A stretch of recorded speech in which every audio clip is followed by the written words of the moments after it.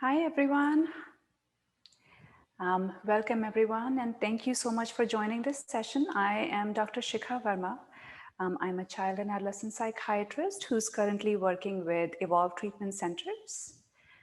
Here we all are meeting today to discuss about the anxiety disorders and obsessive compulsive disorder. And we'll also discuss about the evidence-based treatment for the anxiety disorders and obsessive compulsive disorder.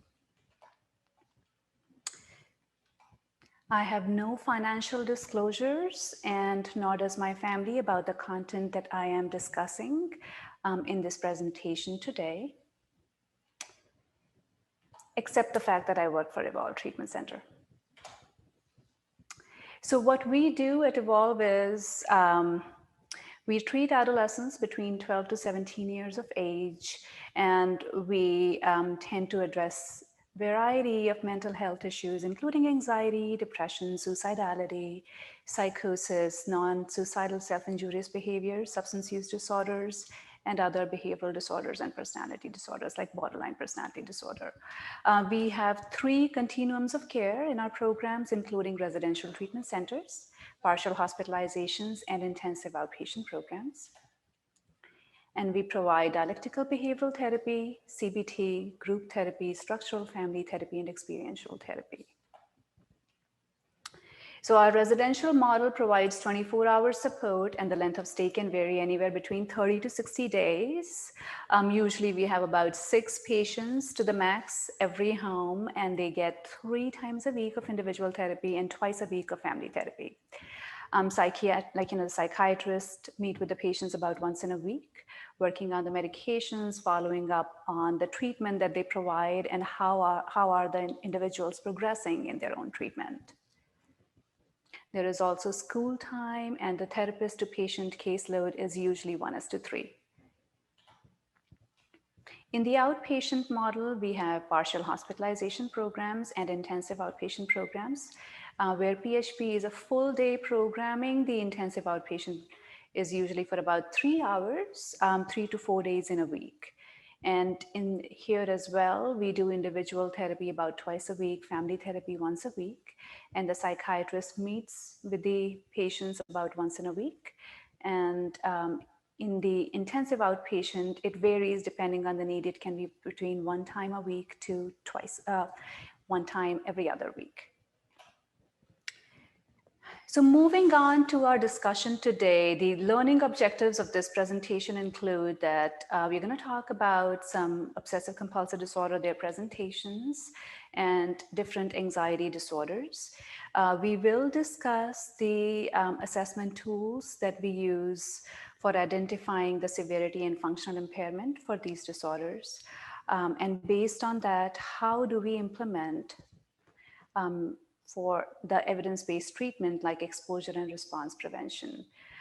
In the follow-up measures, how do we continue to follow up with the patient about their progress in the treatment is also done by using the assessment tools. And we will talk about that as well in this presentation. So as we all know, anxiety is normal adaptive emotion. Here we see the Yerkes-Dodson curve, and I'm sure most of you know what this curve is like. It is about when a threatening situation is presented.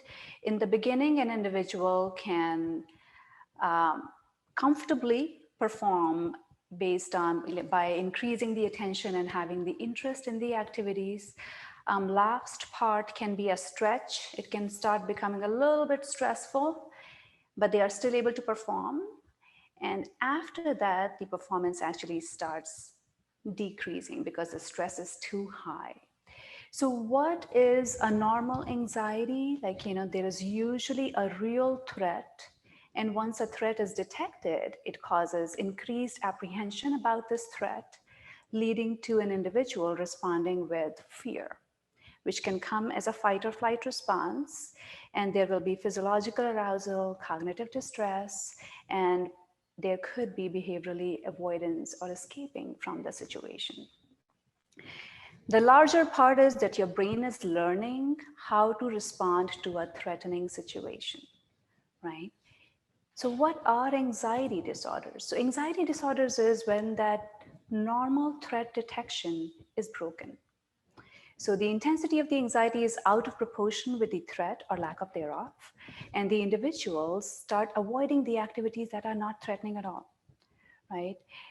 It might be very important for the individuals to engage in those behaviors, but to another person, they might not be causing that high of anxiety.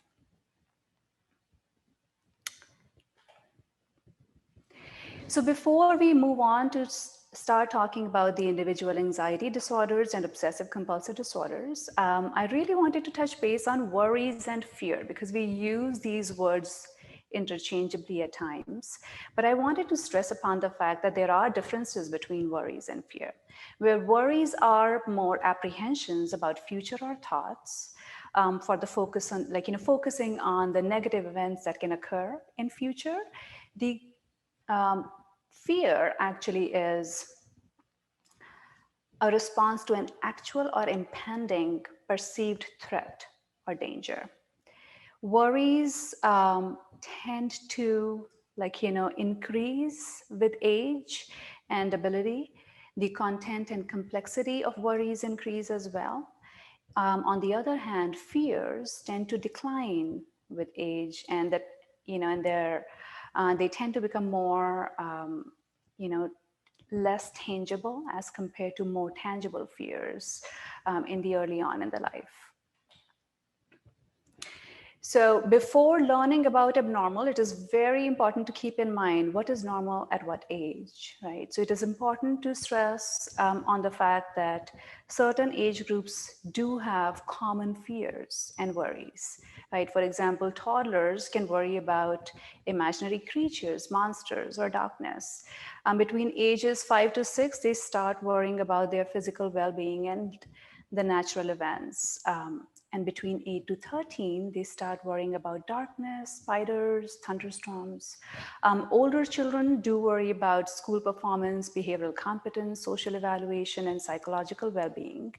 And that is why when we see those kids, we have to rule out what is normal for that age and when does it become excessive enough that it is impairing their functioning or becoming anxiety disorders.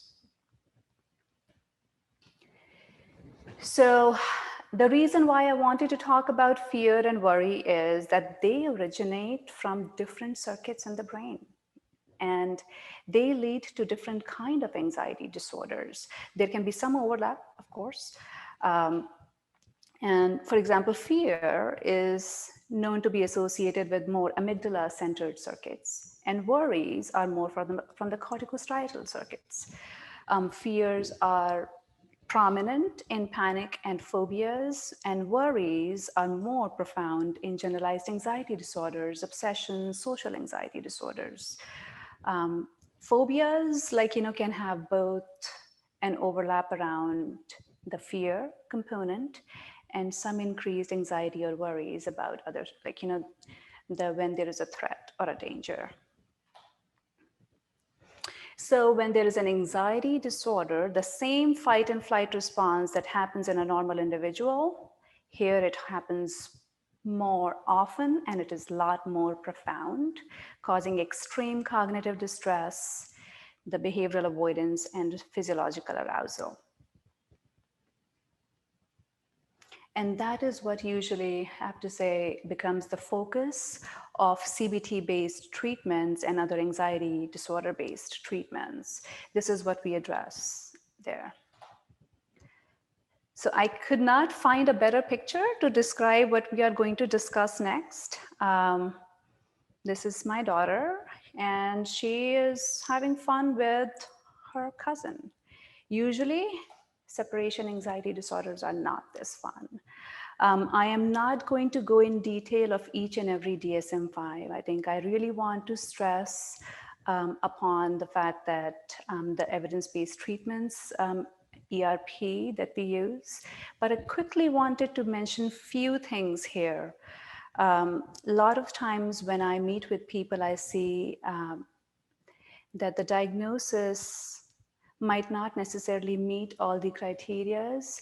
So just quickly touching base on separation anxiety disorder. Separation anxiety disorder needs to have at least 3 of these following criteria, where there is excessive distress about anticipating or experiencing separation.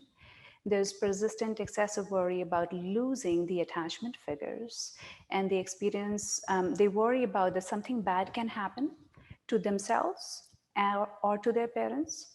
There is reluctance or refusal to leave the home.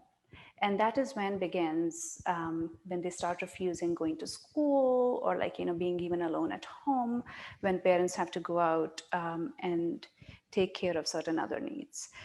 They could be having repeated nightmares around separation, and they could present with physical symptoms of headaches, tummy aches, and stuff. For diagnosing separation anxiety disorder, for any, to say that for any mental health diagnosis, we should include the fact that how much functioning of an individual is impaired, right? But there is also the extent, the duration of treatment that we have to be very mindful of. So the separation anxiety disorder should last for at least 4 weeks before you're able to give that diagnosis to the individual. This is what is more fun, what I used to see between kids, especially younger in age. We have to know that it is normal for 6 months to 2.5-year-old kids to have separation anxiety, right? Separation anxiety disorder diagnosis is given actually when they're older than that. Still, the frequency of occurrence of separation anxiety disorder decreases as the age progresses. So you're going to see more separation anxiety disorder in childhood to early adolescence maybe, and then it just tends to decrease further. Right. Some of these kids might present with, being withdrawn, apathy, sadness, and then they are falsely, sometimes incorrectly given a diagnosis of depression. Right. Some people might be very homesick. They might refuse to go to school, and it just seems like that they are disinterested in school. But the underlying issue might be that they are, worried about leaving their parents. Some kids might present with anger and tantrums and stuff, and they might come across as more oppositional. So I think that those are the things that I wanted to make sure that we are able to address today. This is the best I could do with my graphic skills. So we're going to talk about generalized anxiety disorder. Generalized anxiety disorder diagnosis is usually given when the symptoms last at least for 6 months. The anxiety should be about many number of events. And besides having difficulty to control their worry, which can cause sleep issues and stuff at night, excessive rumination around bedtime and all, you need to have 3 or more symptoms out of these 6 to be able to give a diagnosis of generalized anxiety. So people who have known me, they know that whenever I ask about the anxiety disorders, particularly generalized anxiety, I go through this checklist. In younger children, you only need 1 of these, but in older, you need 3 of the items, between restlessness, feeling like you're keyed up or on the edge, being easily tired, having difficulty in concentration or mind going blank, increased irritability, increased tension in your body, and like I mentioned, sleep disturbances. Again, functional impairment is important for the diagnosis. Panic disorders. The red marked things are the ones that people usually forget to ask. Unexpected panic attacks with abrupt feeling of intense fear or discomfort. And if you look at the wordings with panic disorder, we start talking about fear. If you look in generalized anxiety disorder, we talk about worries. Right? Okay. So these are unexpected panic attacks. You really want to make sure that panic attacks, do they have any antecedents or triggers? For example, if somebody is having anxiety attacks, mostly in social situations, they are not unexpected, right? They need to have at least 4 of the following physical symptoms: palpitations, dizziness, tingling, fear of losing control, trembling, shaking, shortness of breath, feeling smothered, feeling like you have a choking sensation. Besides these unexpected attacks, the attacks are followed by a month or longer for either you worry about having more attacks or there is a significant change in your behavior in response to the attacks. The phobia, the agoraphobia, should be present at least in two different situations: open spaces, enclosed spaces, public transport, or crowded areas. There are individual fears and they want to avoid these situations. It always provokes fear. It causes excessive avoidance around the situation, and the fear is out of proportion to the actual danger. Symptoms should last for 6 months before one is able to be diagnosed with agoraphobias. The social phobia or social anxiety disorder. Here, people feel noticed, observed, or scrutinized. They worry about social rejection, and social interactions always consistently cause distress. It causes increased personal distress and impairment of functioning. The specific phobias are their marked fear and anxiety about particular situation and object. Right? It always causes, for example, very similar to agoraphobia. They always cause fear or anxiety when you are exposed to that specific situation. It is actively avoided and it is out of proportion to the actual danger. Again, that should last for more than 6 months to have that definitive diagnosis. Selective mutism. Selective mutism is consistently failing to speak in social situations. Disturbance interferes with educational or occupational achievement of the individual, and it should last at least for a month before one is able to get that diagnosis. So this is the slide that I would really encourage you all to carefully look at. The numbers don't lie. And I really wanted to say that in my clinical practice, I see an overwhelming diagnosis of generalized anxiety disorder in children and adolescents. I do understand that the kind of population that we see, residential treatments, PHP, IOPs, inpatients, we are going to have a skewed population, right? But if 70 to 80% of your kids are having this diagnosis, it might be worthwhile to see how closely we are looking into the symptom profile based on the DSM, right? So for example, generalized anxiety disorder mostly has a mean age of onset in adulthood. So does panic disorder.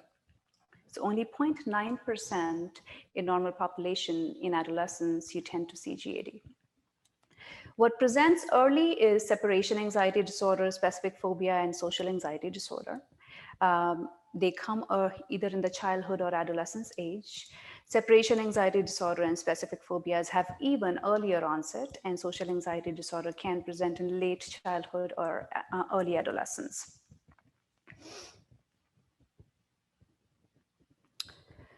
So what are the triggers of anxiety disorders? So they have talked about the biological risk factors and the environmental risk factors. How did they come to this conclusion?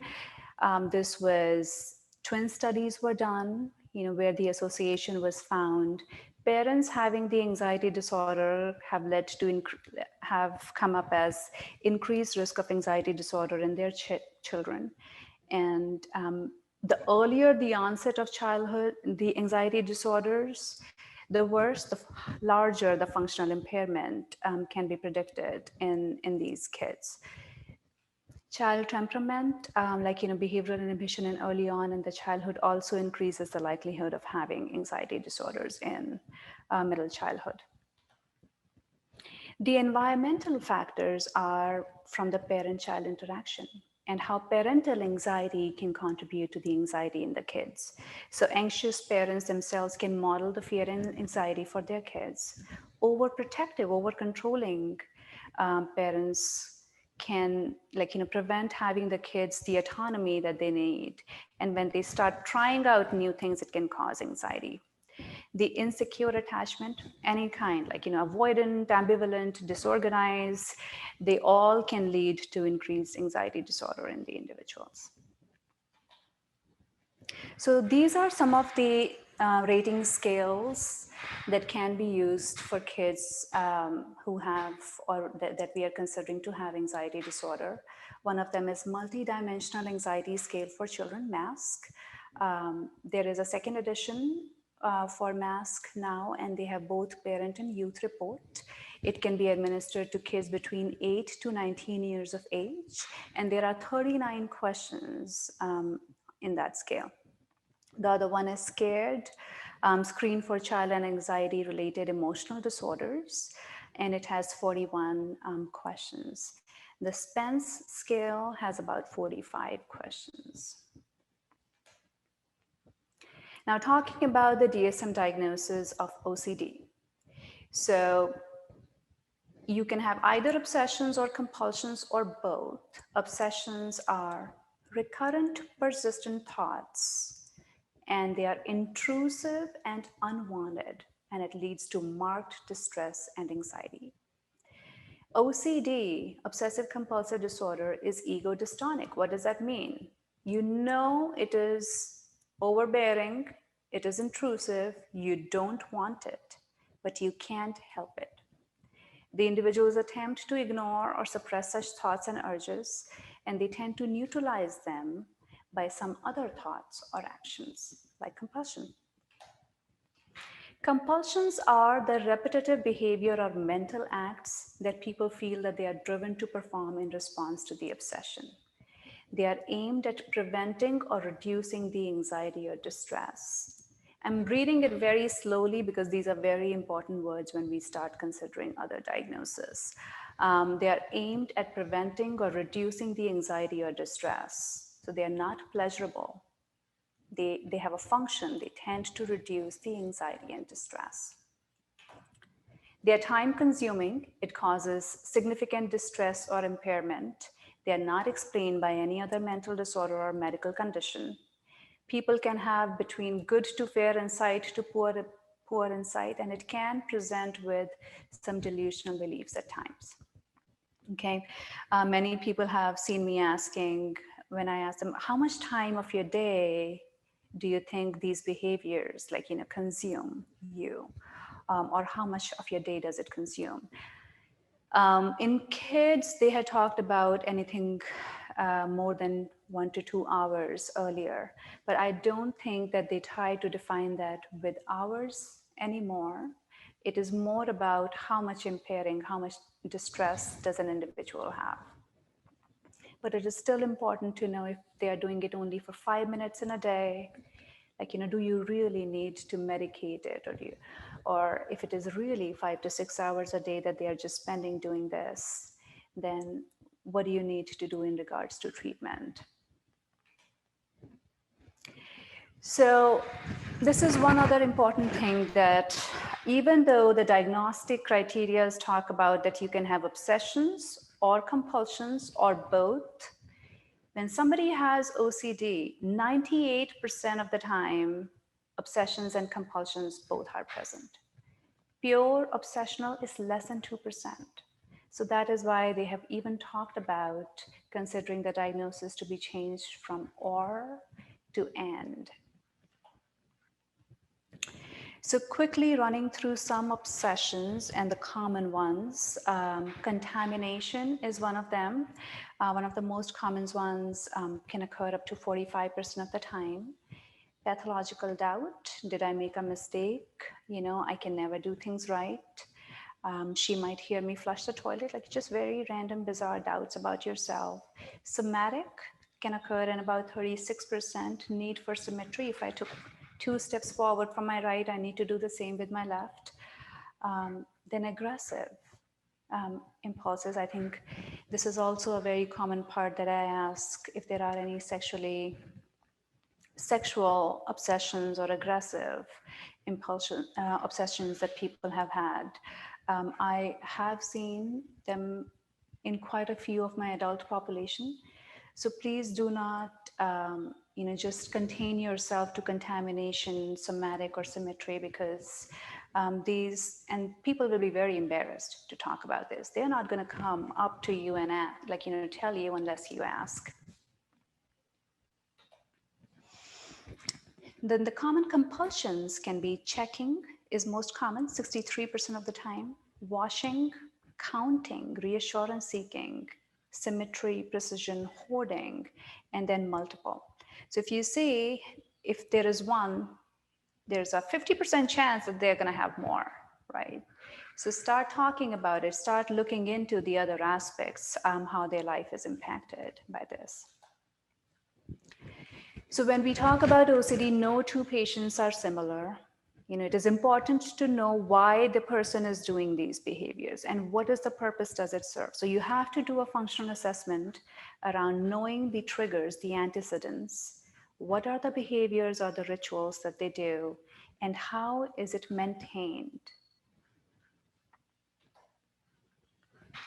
About 2.5% of the population have a lifetime prevalence. They can have one time in their life. It is one of the fourth most common condition. Male to female is almost equal. I have to say that in kids and adolescents, male to female preponderance is 2:1. And as the age progresses, it's equal between men and women. The average age of onset is 20.2 years, and as the age progresses, it really develops after 50 years of age. The reasoning behind that usually is that the receptors in the brain starts declining, and that is why you don't have usually late onset. So if there is a late onset at 60 years of age, you want to rule out if there is anything medical that could be going on, like any space occupying lesion and stuff that could be triggering this. It can be associated with several other mental health disorders like depressed mood, social phobia, self-esteem issues. They might withdraw themselves from the social situations, so that no one questions around their behaviors, and their life tends to constrict pretty significantly.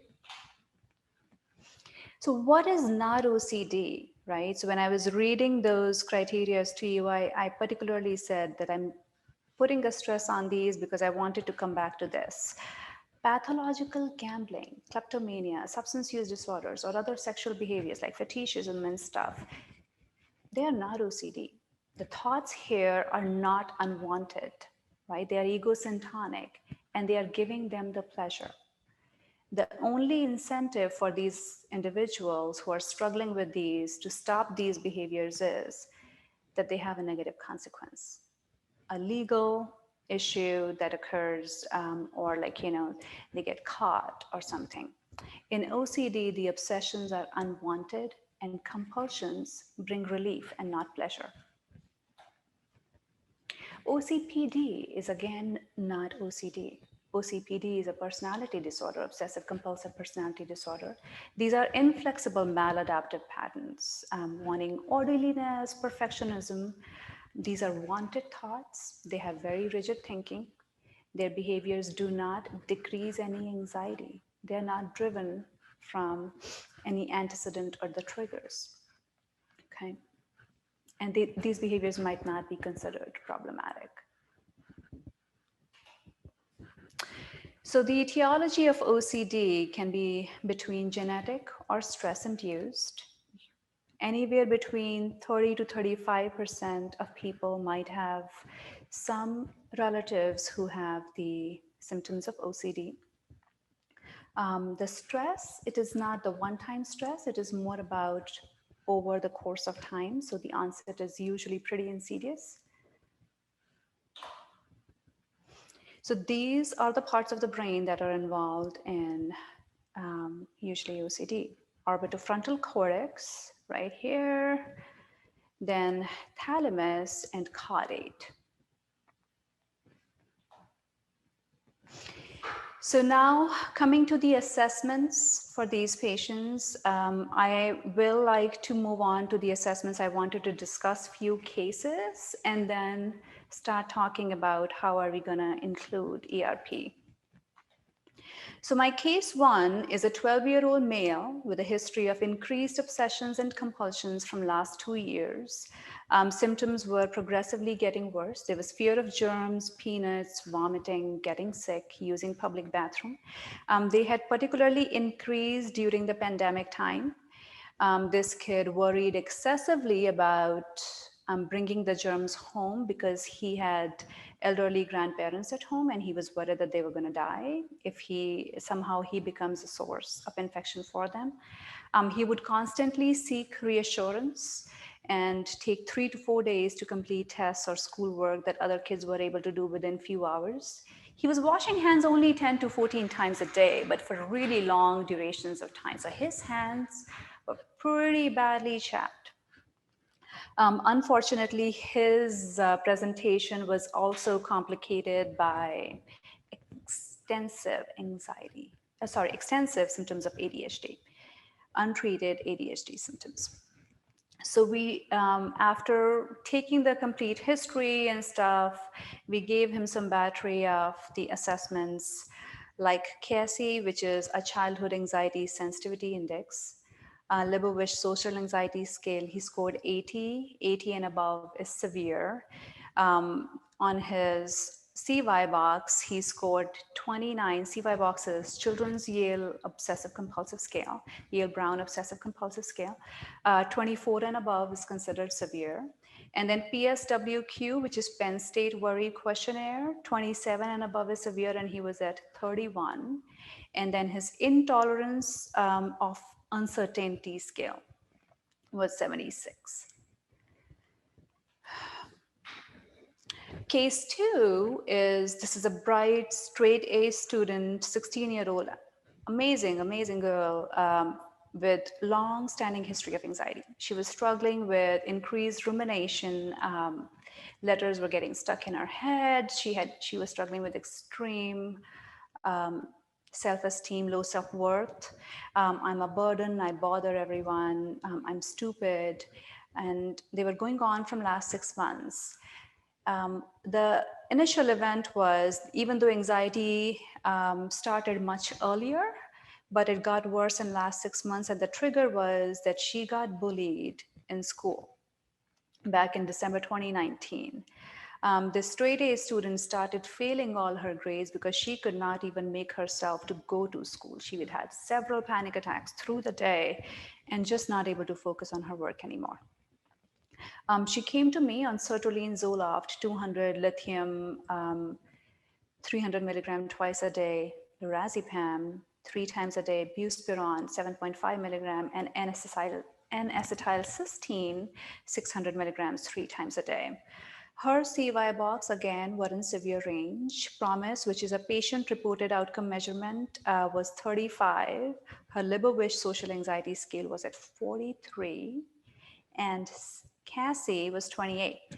So the kind of social anxiety that I'm talking about, a girl who's failing her grades and her LSAS is scoring at 43, from the very beginning, we were concerned that she was not reporting us the symptoms very accurately.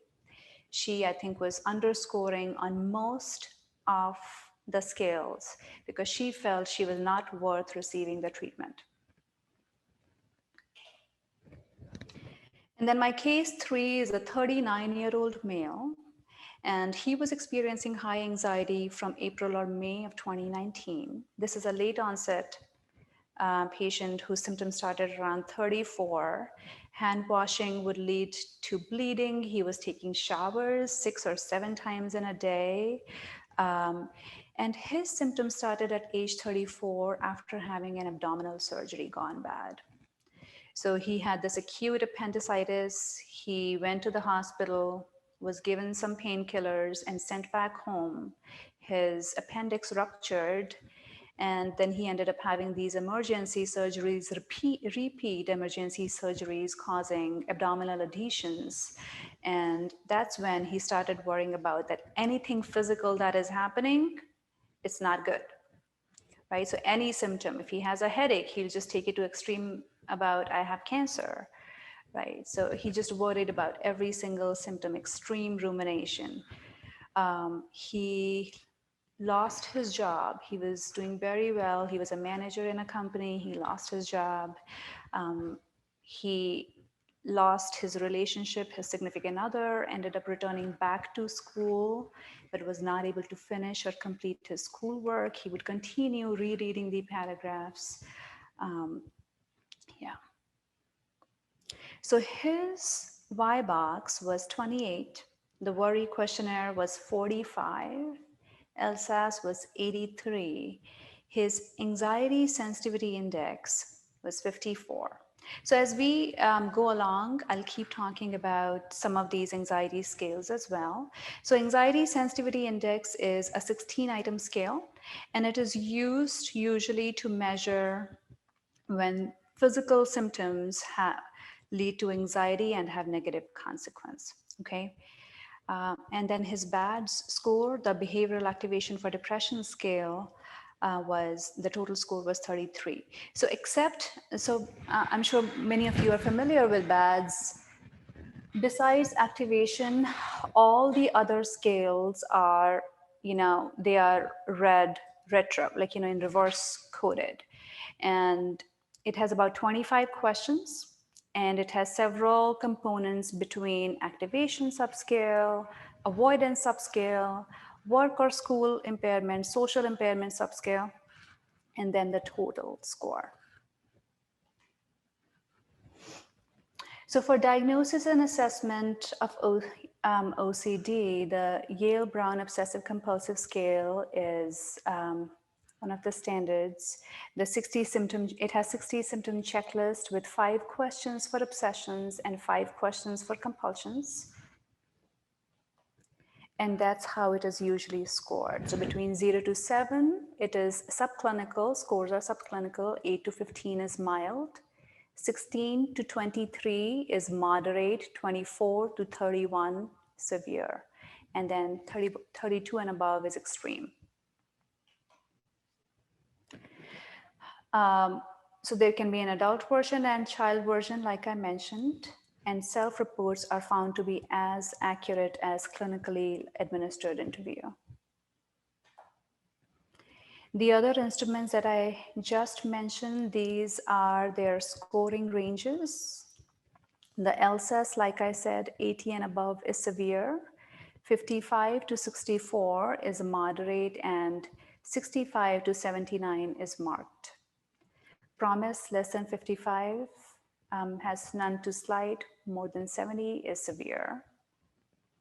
LSAS, again, is available in child version as well. And for anxiety sensitivity index for adults, the Reese ASI, we have Cassie here, 25 to 29 is, you would start considering the interoceptives, but 30 plus and above, we will need interoceptives. So, and I will go back and talk about interoceptives later. And then PSWQ, like I said, 27 and above is excessive worry. Some of the other skills that could be utilized is PQLESQ, the Pediatric Quality of Life Enjoyment and Satisfaction Questionnaire. And then there is a PDS scale that is used for post-traumatic stress. We already talked about the skills for kids. So what are the common treatments for OCD and anxiety disorder? So based on the studies that were done, like, POTS and stuff, they found that either you can use the medications or you can do cognitive behavioral therapy and its extension, the exposure and response prevention therapy. And the most beneficials have been found to be between combinations of medications and psychotherapy.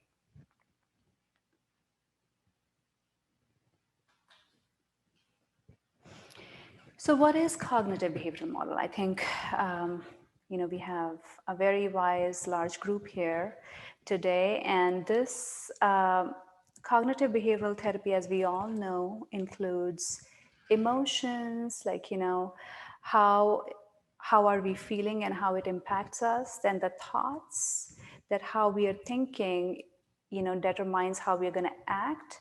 And then the behaviors, like, how does it come in play? That's the behavior, right? So emotions leads to thoughts, and they all together becomes a vicious cycle of emotions, thoughts, and behavior. When this is broken, when it's not working well, we worry. That's what we want to aim on, improving the thoughts, emotions, and behavioral cycle. Some of the core components can involve the behavioral interventions and cognitive restructuring. In behavioral interventions, we can try doing the relaxation training like diaphragmatic breathing, muscle relaxation. Exposures can be graduated or intensive exposure. Usually the graduated exposures are based on the classical conditioning paradigm. I'm sure we all have heard about that Pavlov's experiment of dog salivating with the sound of the bell. How Pavlov had associated a conditioned stimulus food with an unconditioned conditioned stimulus, that is sound of the bell, right? The intensive exposure is usually, it is acquired by classical conditioning, but it is maintained by operant conditioning. So operant conditioning, it is also called as instrumental learning, instrumental conditioning. And in this, there is usually, the behavior is learned with rewards and to avoid the punishment, right? Then when you tend to eliminate the fearful behavior, that is the extinction model. And it usually is, it revolves around that, you make a process, then the behavior does not actually provide the reinforcement any longer. And that's when you take that behavior out and leads to extinction of that behavior. Right? And then we work on habituation, and we're going to talk about that quite extensively today. You can also do social skills training in the behavioral interventions, and they can be very helpful for social phobias. In cognitive restructuring, cognitive aspect of CBT is more helpful for either older children and adolescents and adults. Younger children, it is usually BT, the behavioral therapy. And then there could be contingency management skills as well, where you can start rewarding certain, reinforcing a behavior by certain rewards. So some humor doesn't hurt, right? So I like to predict catastrophes, and that way when things go wrong, I can still be right. So our brain tricks us by catastrophizing. So coming back to my favorite curve, so how CBT helps, right? And what exactly CBT wants to target is what I wanted to discuss here. So when there is anxiety, there is a safety behavior that follows that decreases the anxiety. And now that your brain has learned that when I do this, it lowers my anxiety, it reinforces that cycle and it becomes vicious. So in short term, the anxiety drops quickly when you do that behavior, with behavior providing the relief. And in long term, it maintains that fear, bias interpretation, and makes the anxiety worse. So please focus on this anxiety trajectory. This is different from Dodson's curve. Here we are talking about how when we face a situation, anxiety is increasing, and then it starts coming back after some time is spent, right? So on y-axis, we have high anxiety. On x-axis, we have time. So if we allow to feel the anxiety, it is going to come back down on its own after some time. This peak level can be like the panic or the heightened anxiety moment that individuals feel. So what happens is that when an individual who's suffering from anxiety disorders or OCD, when they come across a fear-causing stimulus, an anxiety-causing stimulus, like, I might vomit, or I need to shake hands, and so, or someone sneezed, our anxiety starts spiking. What is the brain thinking? My anxiety is going to last forever. I am just going to be miserable, right? So to avoid that, they do a safety behavior which brings down the anxiety, significantly in a very short span of time, only for it to return. And this is followed by the behavior that you're doing, right? So what happens is that the life starts constricting around the rituals. You have an anxiety-provoking stimulus and you just keep doing those behaviors over and over again, and it just such consumes your time, amount of time, right? Okay, yeah. I get lost when I start reading my slides. So the CBT approach is that when you start having an anxiety stimulus, and when you allow to sit with the anxiety, it is going to decrease on its own automatically, right? And that is what we have to coach our patients in ERP or CBT kind of approaches. So exposures are effective because, they tend to habituate. They start normalizing the anxiety in their head. And this is the curve of habituation when the anxiety starts coming down. So when you expose an individual by putting them in a situation that in their head is going to cause extreme anxiety or a fear situation, you are targeting that obsession, right? And then and for you to target that obsession, you really do need to understand what is the core of the fear, right? So you need to know the antecedents, the triggers, like I said. Where is it coming from? Why are they doing it? And the patient themselves need to understand that too. When you are identifying the obsessions, during that time, you also would need to introduce some kind of subjective units of distress scale to the patient so they are able to label their anxiety to some extent. So an example of subjective anxiety rating scale would be from 0 to 7, with 0 being extremely calm and 7 being in a panic state. Where 0 to 3 is low anxiety, where they are still able to resist some urges to ritualize. 4 to 5 is around medium anxiety, that is hard to resist. And then 6 to 7 is high anxiety, where resisting becomes extremely difficult or they give in, right? So when you are identifying the obsessions, they also need to identify which obsession causes how much anxiety in me. They have to rate that. And that is how you establish the hierarchy of exposures. So for establishing the hierarchy, the typical place to start is the Y box, symptom checklist, okay? And then you start talking about the external environmental stimuli that are keeping you anxious. Then internal stimuli, the physical sensations that an individual is feeling when the anxiety is happening. For that, the anxiety sensitivity index can be very helpful. And then the intrusive thoughts that are occurring. So you need Y box, you need to know what is happening around them when the anxiety is occurring, what is happening inside, and how are the intrusive thoughts.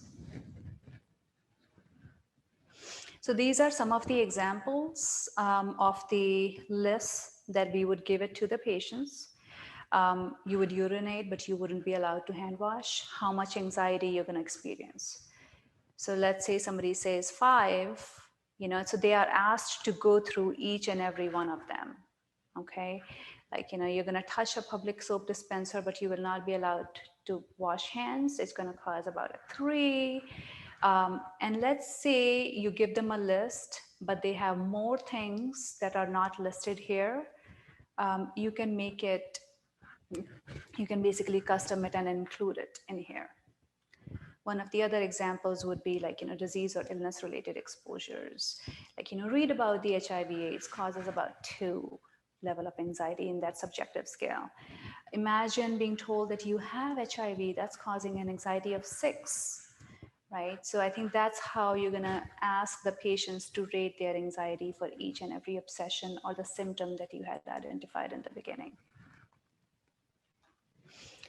So what are the types of exposures that you can do? You can do imaginary exposures, or you can do in vivo exposures, real life exposures, right? The imaginary exposures are usually done when in vivo exposures are either impractical or dangerous, or anxiety gets so overbearing, overwhelming that they can't handle it, right? You can either do by imagination or taped scenarios. The in vivo ones are preferred. They are more effective, and they are real life exposures, like I said.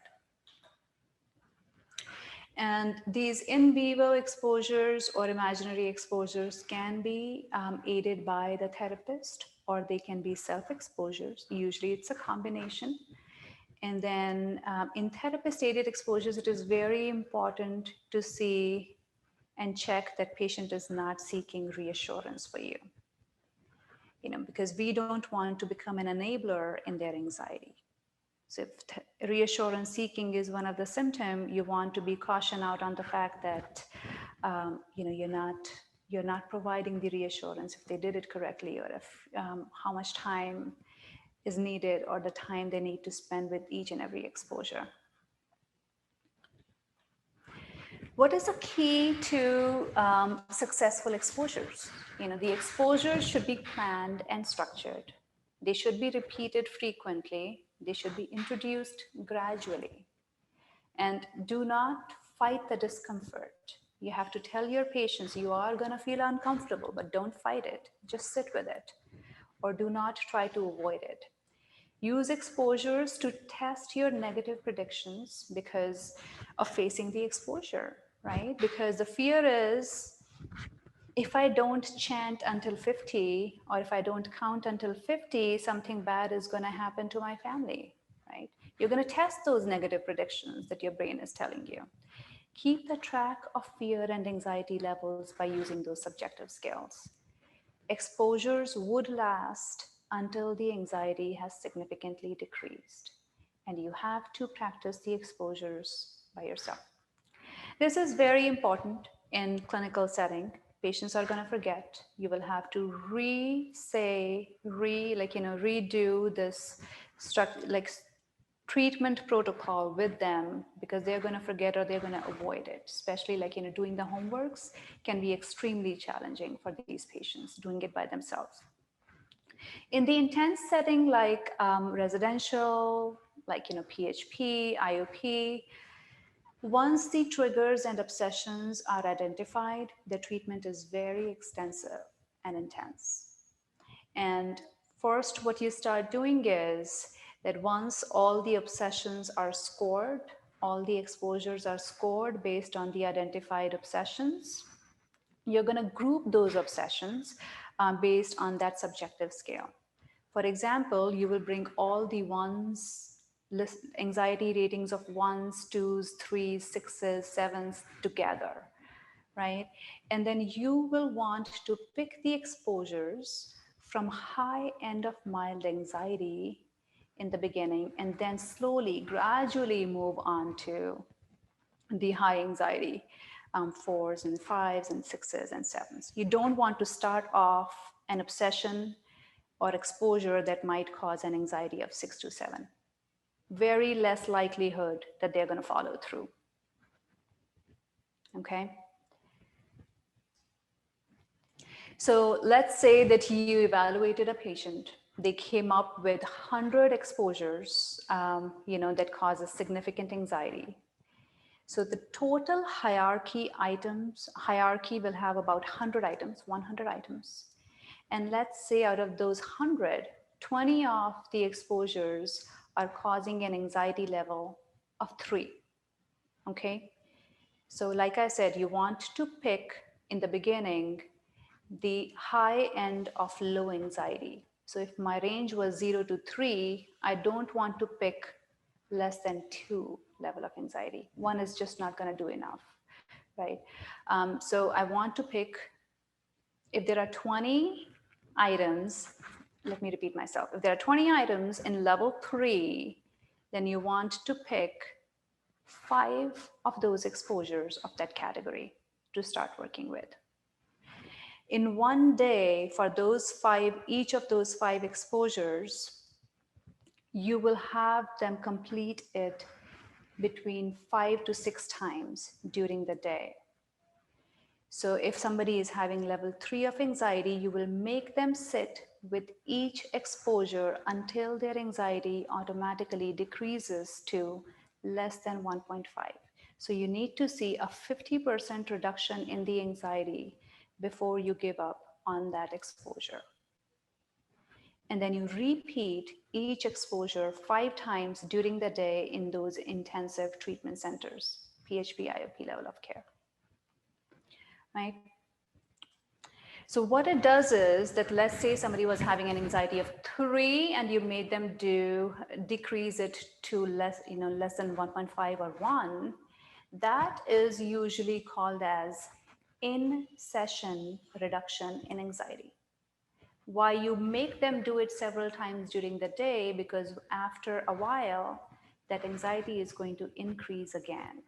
So let's say next time when you start exposing yourself to that stimulus, it might not increase to 3, but it might come back up to 2.5 again, right? But that's still, that 0.5 of reduction is called as between session reductions in anxiety. And that's what we want to do.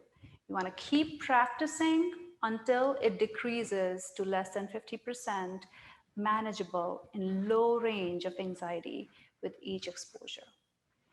Many times patients would do 25 exposures of these five obsessions that they had picked. And by the time they are leaving for that day, they would tell us that their anxiety is down to 2s and 1s. They come back next morning and their anxieties are back to 3s and 4s, right? And that is why you need to keep repeating it until the anxiety remains consistently low. So you don't want to give up on an exposure until the anxiety can consistently remain low with between sessions reduction in anxiety. So the 3 keys to exposure therapy are that they need to be prolonged enough. It should lead to within trial habituation. So if somebody was having an anxiety on subjective scale at level 6, it should decrease to 3 or less before you stop working on that exposure. It needs to be repetitive enough to lead to between trial habituation as well. So like I said, when you're done with an obsession one time, an exposure one time, you still have to keep repeating until you're consistently able to maintain your anxiety. What are the 3 keys to exposure therapy, right? Like, we talked about prolonged within trial habituation, repetitive enough. It needs to be graduated. Don't start with anxiety of 6s and 7s, right? It needs to be slowly started from 2s and 3s, and you move your way up. It increases the compliance of doing the exposures, right? It also increases the compliance in preventing those behaviors, okay? And like I said, you want to start at the higher end of low anxiety, start at 3s. It is considered challenging, but still manageable enough, right? So that was exposures. What is response prevention? So response preventions is behaviors that are aimed at reducing the anxiety. You typically, you block the response or a ritual before, during, or after so that habituation can take place. And when you do that, what you do is you're replacing the ritual with habituation, right? You're targeting the compulsions, all of them. You have to target all of them. And then you learn a new way of responding to the anxiety that rituals are not necessary. So when you're testing those negative predictions, you understand that they were not necessary. And how do you measure the responses? You measure the submissions, you measure the resistances, and then you measure the undos. What are they? Submissions are that my anxiety increased, I had the urge to ritualize, and I gave up, and I did that ritual. Resistance, as the name says, is that you had the urge, but you did not give up. You did not give in. The undos is that I had the urge, I did it, but then I did something else to bring back the anxiety, and I challenged myself to the manageable level. So it's still better than complete submission, or still, but not as good as resistance. And they are still counted under submissions that you eventually did give in. And you have to keep a track of these responses, and how we call them as banned behaviors or banned books. So this is for my first patient, the case one that I discussed. So their bans on March 28th were at 100. They submitted 30 times and they resisted at 70. There were 15 times that they would undo and we still counted them under submissions. But on 4-4, if you see, these submissions decreased. 15 times they again gave in to the behaviors, but 85%, 85 times they did not. So these are some of the follow-up scales that we use for measuring patients' progress in treatment. Again, you can continue using BIBOX, Leibovitz Social Anxiety Scale, QIDS, the Worry Questionnaire, the Anxiety Sensitivity Index. The one new scale that I had not mentioned earlier is the PIAS, the Scrupulosity Scale for OCD, which measures fear of God, fear of sin. So with those sexual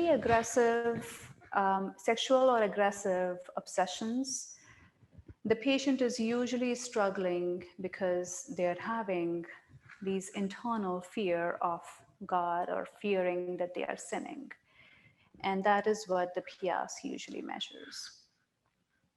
I think this scale has, I think about 18 items scored between 0 to 72, and then fear of God has 12 items and fear of sin has 6 items. You do these scales about twice a week to see the progress in RTC, PHP, IOP level of care and see if it is getting better or not. You also keep track of how much hierarchy they are completing. So like I said, if somebody has 100 items on their hierarchy, you're going to write 100, and then you'll keep tracking with date how many items they have completed. And you score how much is the percentage of completion. So before they would be stepped down from PHP, IOP level of care to outpatient levels, we really like them to be completing anywhere between 60 to 70% of their hierarchy list. So at that point, the symptoms become manageable enough that it can be done in the outpatient setting. So please do not give up a ritual cold turkey. Use the protocol. Gradually reduce the frequency, duration, and intensity of that ritual. Set expectations on compulsions, right? Like, for showers or hand washing and stuff, cleaning, organizing.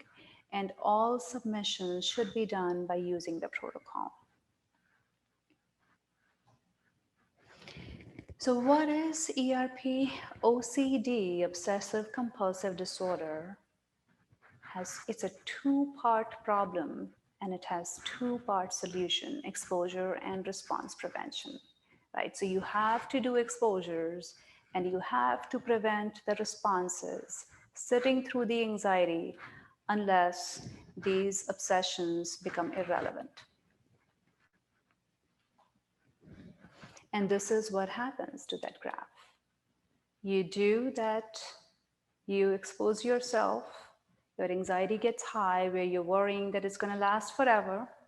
But when you do the response prevention, it eventually comes down, right? Next time, when you do that exposure again, anxiety still rises. So this is between trial reduction in anxiety, but still anxiety is happening.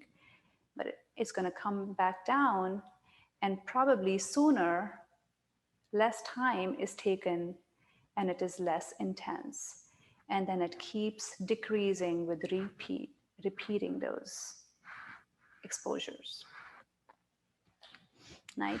Same thing, like, the stimulus here is touching the bathroom door handle, and then it keeps decreasing like that.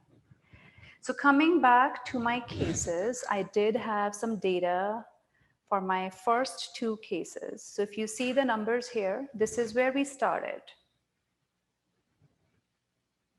The CY box was 29, it came down to 21. LSAS was 80, it came down to 61. So this is like, less than moderate. And then Cassie was 33, it decreased to 27. PSWQ was 31, 27 and above is severe, and it came down to 19. So if you start putting it in graphs, that's how it's going to look. There is progress all the way, but there is still work that needs to be done and which should be maintained and continued in outpatient setting. My second young girl, the 16-year-old girl that I was talking about, her treatment lasted much longer. Reason being, like I said, we really strongly felt that she was initially underreporting. It did come out later on. She decompensated and she started having very severe suicidal ideations with a plan, and she needed to be hospitalized during this time. When she came back to us, she actually this time was more willing to participate in the treatment, and that's how her graph looked. So if you see that in the beginning, that she was here, but when she returned, this is where she started with her, and I think this is her LSAS. The social anxiety was up here in severe range, which she had reported at 43, right? But she also made significant progress during this time. Very committed girl, and did extremely well after this long treatment that she had with us. The ERP is effective. Why is it? Why do we consider it is to be an effective treatment? Is that it can reduce the symptoms by 60%, which is like 11.8 point reduction in VIBOX score. The relapse rates are low because patients are becoming reliant on themselves than external factors. Advantages are it is effective, it's robust. Only side effect is that anxiety increases during the treatment time. We don't want to have actively suicidal patients because the anxiety can get worse to the extent that it can become unmanageable, right? And the improvement is usually fairly quick. You know, you might start seeing some level of improvement within first 1 or 2 weeks of treatment. So exposures are effective because they make you rely on yourself. You become self-reliant. What are the disadvantages of ERP? It is hard work from the therapist, from the patient. It is very, very difficult. The 25 exposures that you might be doing with the patient that day, they have to do the assignments when they go back home. And it is very difficult to keep them moving in continuing to do that homeworks at home, right? And it is very challenging if they are not compliant with the homework, because you are putting in a lot of effort doing all those assessments, follow-up assessments. So it is a very time-consuming, but it's a very rewarding if somebody is compliant and willing to work with you.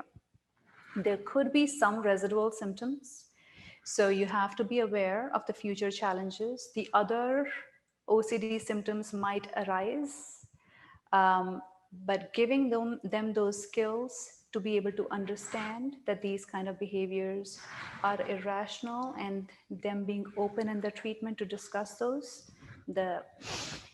So this is what we call it as shift in the symptoms, where when one symptom starts subsiding, the other one might start catching up. So keeping your eyes and ears open. And then the other disadvantage is that non-compliance. A lot of times family being accommodating to the child can also lead to non-compliance, and we have to discuss that with the families as well. So it is important to know that when you're providing care for the individuals with ACD, if significant impairment is identified, please refer them to the trained therapist. They might need medications with the therapy so that they are even able to participate in therapy, right? There are ERP trained therapists, in the outpatient setting if the symptoms are only in the moderate range. But sometimes when they are severe enough, they do need higher level of services. I wanted to touch base about other anxiety disorders as well. Besides OCD, I think in all my cases, there were other aspects of anxiety disorders as well. Both my 16-year-old girl and my adult patient were having significant social anxiety disorders. And ERP is very effective for social phobia or social anxiety disorder as well. The panic disorder, I think I said earlier that I would mention what interoceptive exposures are. Interoceptives are that when there are physical symptoms, when there's a fear of physical symptoms, for example, if somebody worries about increasing their heart rate, interoceptive exposure will be that you're going to make them run on a treadmill to increase that heart rate in a controlled environment, of course, but just to give them enough that that fear is irrational, right? So same concepts of CBT can be used for separation anxiety disorder and selective mutism. Separation anxiety disorder, selective mutism can use CBT, but you can also use other components like stimulus feeding. So the comforting, like, presence of parents and stuff can be slowly faded away when you facilitate the treatment, right? And so is true with generalized anxiety. CBT concepts are equally valid and can be utilized for generalized anxiety disorder as well. Medication choices, like I said, serotonin and norepinephrine are the receptors that are considered to be responsible. The medications that target these are known to be effective as well, are considered as the treatment for anxiety disorders and OCD. Um, like, be it selective serotonin reuptake inhibitors or serotonin norepinephrine reuptake inhibitors. Some older generation like tricyclics are also used in treatment failures with two other medications.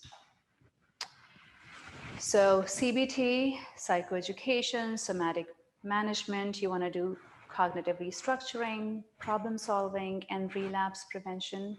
PCIT, when we are seeing very young kids, 6, 7 years old, these are parent-child interactive therapy, and the sessions initially are child-driven, then they are parent-driven to promote a better reaction between the parents. Then systematic desensitization is where you introduce muscle relaxation and then you pair it with a fear-producing stimulus. The interoceptors, like I mentioned, is a gradual exposure to somatic sensations. So for example, someone is dizzy, and we had done that a lot in our treatment, is that we would make them sit in their chair, and then we would rotate the chair so that they are dizzy, but they are still sitting and they don't have any falls. And that's the exposure. We are not being evil. It's just about introducing the fact that the negative connotation that they have a certain kind of physical symptom is not relevant, right? And stimulus feeding, like I just mentioned, that it is gradual removal of people or objects that increase the child comfort as you are progressing in therapy. Family-based interventions are that child-focused interventions are not going to be successful. Parents learn how to accommodate and live around child's anxiety. So there are a lot of enabling, accommodating behaviors, right? You have to address parental anxiety, parenting styles, the insecure attachments, and the parent-child interactions. Focus on improving the parent-child relationships. For anxious parents, you might like to add parental anxiety management as well.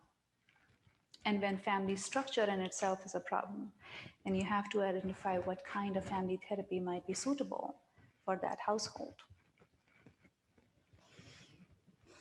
So these are some of the basic instructions around what do you do when a child is anxious in the moment, right? Younger kids can use fidgets, positive reinforcements. Adolescents can use some other skills like deep breathing, along with positive reinforcements or talking to people. They're good with words, getting better with words, so so talking helps as well. And the long term is you want to address the sleep schedules. such a huge issue in adolescents. And I think I talk significantly about that in the clinical practice. If they're keeping themselves hydrated and having adequate nutrition, if they're following up with their medications and therapy protocols, and if they're using the skills, what they have learned already. For parents, we want to stress repeatedly on the fact that please do not accommodate or try to rescue your child. If you're seeing selective mutism, do not talk for your child. Allow them to express.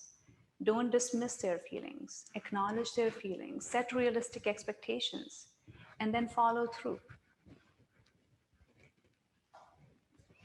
And long-term is monitor this. Screen time, like I said, have family time, have some recreational activities, focus on sleep, and manage your own anxiety as well.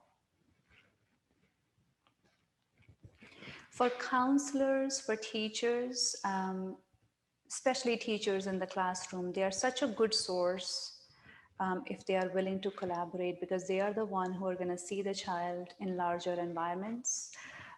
They can give us tons of information. They can become our first go-to referral source when they see kids in the environment struggling with anxiety disorders and OCD.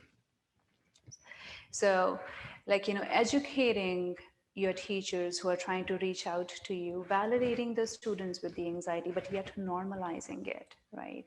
They should, if they are getting too stressed out, having panic-like feelings, give them breaks, but those breaks should be small. If they identify that I feel this way and my teacher lets me go, that's going to become a maladaptive behavior, right? Remain consistent. Like parents have to be consistent, so do them. But it can be lost in a bigger picture, is what I'm trying to say. So I think we as clinicians, physicians, all the therapists out there, it becomes our job to discuss and collaborate with them. All right, and then, they can also be talking to their families and making sure that the child is getting the services that they need. These are some of the resources. I really like Coping Cat workbooks and the adolescent version as well. So just wanted to leave some key points here. OCD and anxiety disorders are treatable. No anxiety develops in a day. I know that OCD is now clubbed as a separate disorder. They used to be together, but no OCD anxiety develops in a day, and they don't go away in a day. So when you develop a treatment plan for them, it is going to be extensive. You will have to do repeated work with them, and you will have to remind them to keep practicing that when they return home.